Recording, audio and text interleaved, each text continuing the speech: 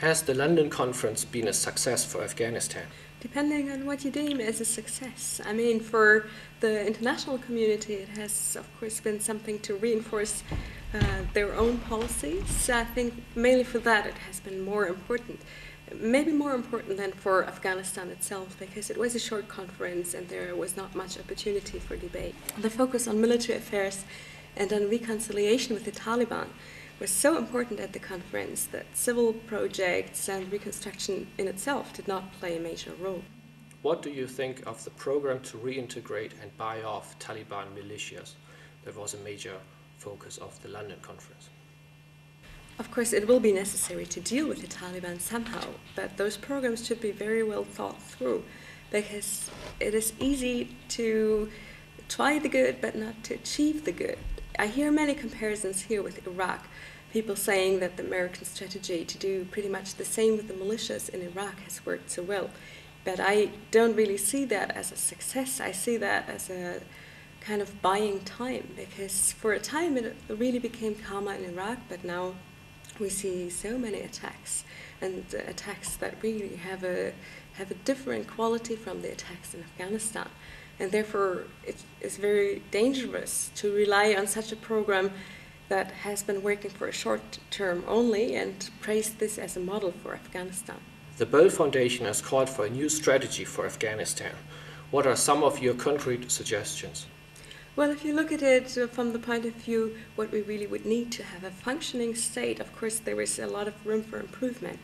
At the moment, everybody is looking at the security situation and trying to find a way to stabilize the country, but of course we need strategies what to do when we have achieved that. We need a functioning administration, for example. We still don't have really a well-functioning legal system, which also would be necessary, and therefore we should focus on that, like the administrative part on the one hand. Then, of course, employment is a big question for many people in Afghanistan. Unemployment rates are high, and of course Afghans are haunted by the question, how do they provide food to their families, how do they make their own living. Therefore we also say we need to focus more on rural affairs and on the creation of income generating projects. The Boell Foundation focuses in Afghanistan on peace and security, democratization and ecology. How do you do that? We try to encourage something that we have very strongly in our own roots, and that's citizenship agency. And for democratization, of course, you need institutions on the one hand, but you need people to really fulfill the positions that are necessary to keep up that system. You need people who are engaged and who are committed to doing something to their own benefit and to the benefit of the society. And therefore, we focus on projects that are very small scale. We personally are in touch with Afghan organizations, and these organizations carry out our projects. For example, one of our partner organizations is a women's rights organization. They don't do big conferences, big papers, but they go to the villages. And there they talk to the mullahs, for example. It's very important to get the consent of the people who have the authority in a village.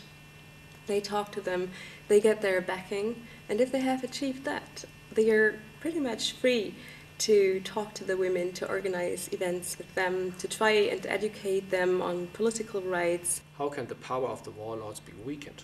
And how can a new group of politicians be empowered? I'm not sure whether we really can empower a new group of politicians. Where shall they come from? This is a process that will take a long time.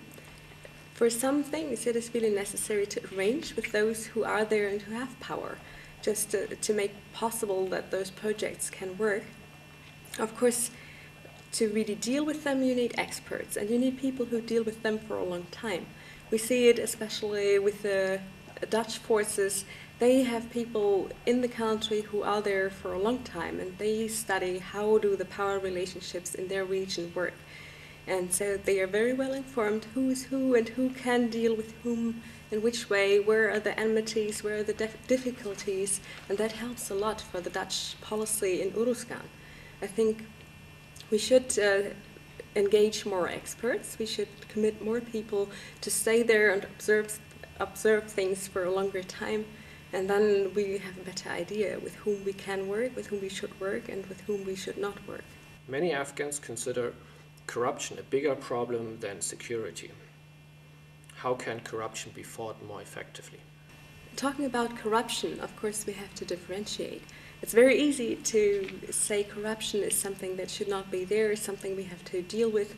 And of course, we should look at what we are doing with our money, and we should also try to establish a less corrupt system. But for Afghans, even though they complain about corruption, in small issues it is somehow very normal. It is accepted as a kind of service fee that you pay for some issues. And therefore we can't find an encompassing strategy against corruption.